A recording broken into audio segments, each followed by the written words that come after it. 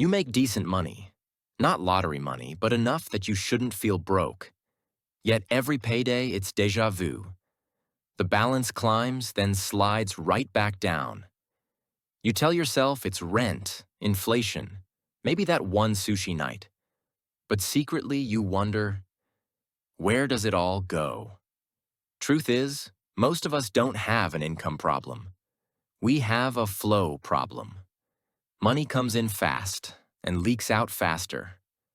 Let's trace those leaks and see why your raise always feels invisible. There's this strange zone between broke and rich, the middle-class mirage. From the outside, life looks solid. A decent apartment, new phone, maybe a weekend trip here and there. Inside, credit cards groan and savings vanish. We chase looking stable instead of being stable. Every upgrade whispers, "You deserve it." And sure, you do. But so does your future self. Let's pull back that curtain and see what's really draining the account. Let's talk about lifestyle creep, that sneaky upgrade monster. You get a raise and suddenly, your old coffee maker feels outdated. The car could be newer, the apartment could be bigger. Before you know it, you're spending future peace for present comfort. I've done it too. One promotion and I thought, time for the fancy gym.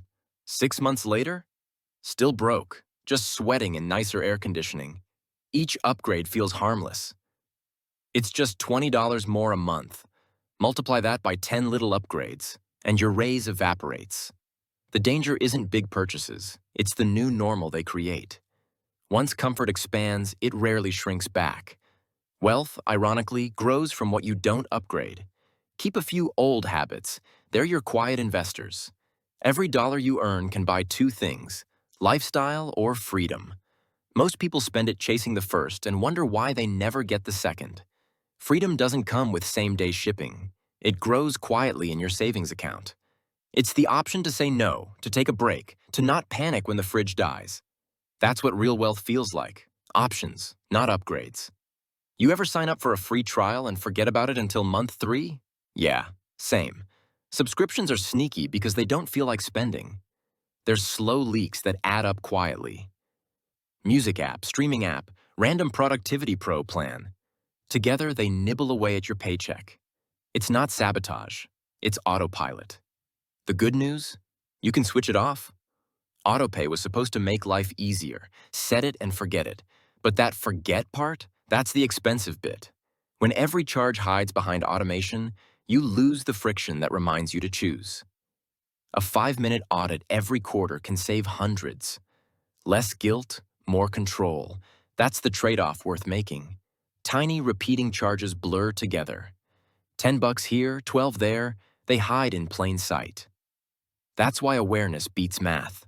When you see every recurring payment lined up, you'll instantly know which ones don't spark joy or utility. Think of it like decluttering your digital closet. You keep what fits your life now. Want to stay free from subscription creep? Try the one-in, one-out rule. Add a new service only if you cancel another. That tiny rule forces priority. What actually adds value? When everything's essential, nothing is. Your money's a stage. Not every app deserves screen time. After trimming the extras, something amazing happens. You feel lighter. Not just financially, but mentally. Each canceled sub is one less notification, one less decision, one less silent drain. That clarity builds momentum. It's addictive in a good way. You realize, saving money isn't punishment. It's progress you can actually feel. There's a weird pressure that shows up the moment someone you know upgrades something. Your friend posts their new place. Your coworker shows off a watch. A neighbor pulls up in a nicer car. Suddenly, your perfectly fine stuff feels temporary. It's not greed, it's wiring. Our brains use other people as shortcuts for what normal looks like, and every upgrade you see quietly raises your baseline. Then comes the wallet part. You don't even plan to spend more. You just start saying yes to slightly pricier versions of the same life. The fancy coffee, the hotel that's only a little more, the dinner that slides from casual to special occasion. That's status inflation.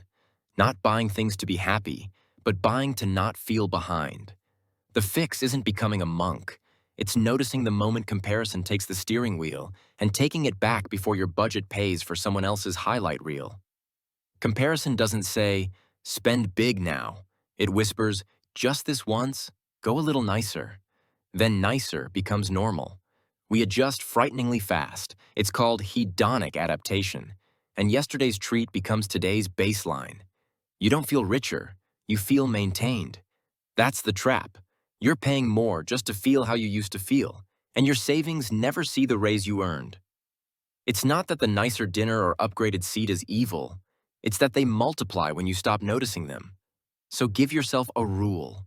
When you feel that pull, ask, will I still care in 90 days? If the answer is no, take the standard option and pocket the difference. Your future self will have options because your present self had boundaries. It fades when you change the scoreboard. Try the joy per dollar test. Not, is it the best, but is it the best for me right now? Sometimes the highest joy per dollar is uncool. Cooking at home with friends, walking instead of ride-sharing, fixing what you have instead of replacing it. Another mindset shift. Chase quiet luxuries. Time, margin, health, good sleep. Things that don't photograph well but feel incredible. The win isn't being admired by strangers. It's being grateful without receipts. When you trade a 10% fancier purchase for a 100% calmer month, you're not missing out. You're opting in to a better baseline. You don't have to white-knuckle your way through temptation. Build small shields. First, mute triggers. Unfollow accounts that make you shop mindlessly. Keep the ones that make you cook, move, read, and save. Second, private wins. Track progress where no algorithm can score it. A notebook list of calm decisions I made this week. Third, the 30-day list. When something shiny grabs you, park it on a list and revisit in a month. If you've forgotten it, your wallet just won. Finally, pre-budget status purchases. Yes, give yourself a flex line, but cap it. It's amazing how satisfying a small intentional splurge feels when it doesn't steal from future you. Status inflation loses power when you declare what you actually value and let the rest be background noise. Maybe you love travel but don't care about cars. Maybe you love cooking but don't need a bigger place yet. Pick your lane and spend there guilt-free. Then be cheerfully average everywhere else. That's not settling, that's strategy. The goal isn't to look rich in every category. It's to feel secure and energized in the few that matter. When you do that, comparison becomes interesting instead of threatening. You can admire someone's upgrade without handing them your budget. That's the moment you switch from performing wealth to building it, quietly, consistently, on your terms. Next up, we'll wire this mindset into a system so your money flows to your priorities automatically. When people say they're bad with money, most aren't bad at math. They're bad at systems. Every paycheck feels like starting from scratch. Bills first, random spending second, savings, maybe. What actually works is flipping that order. You don't need fancy apps, just a repeatable rhythm, money in, goals funded, life handled. Think of it like meal prepping for your wallet. Once everything has a slot, there's no guesswork, just flow. That's when peace replaces panic. Not because you earn more, but because you finally built rails for the cash to follow instead of puddles for it to disappear into. Systems work best when they run on autopilot for you, not against you. The same automation that quietly drains accounts with subscriptions can also quietly grow them. Send money to savings the minute you get paid, not after bills, not when there's extra, because there never is. Automation isn't restriction, it's protection, from the tired version of you who just wants takeout. You can't overspend what's already moved out of reach. Let software handle discipline so you can handle life. Future you should get paid first. Present you can live on what's left and still feel rich, in calm, not clutter. Once your flow runs smoothly, your job isn't hustling harder. It's gentle maintenance. Check the system monthly, not daily.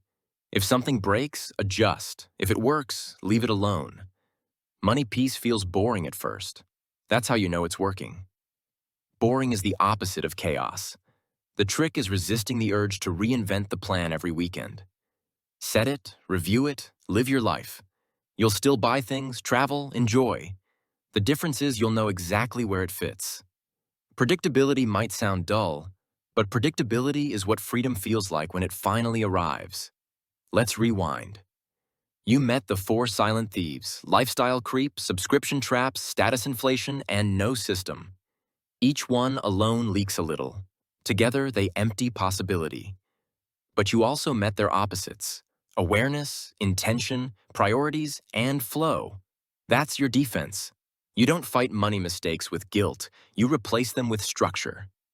Your raises stop vanishing, your weekends stop stressing you out, and your goals stop living in someday land. The point isn't perfection.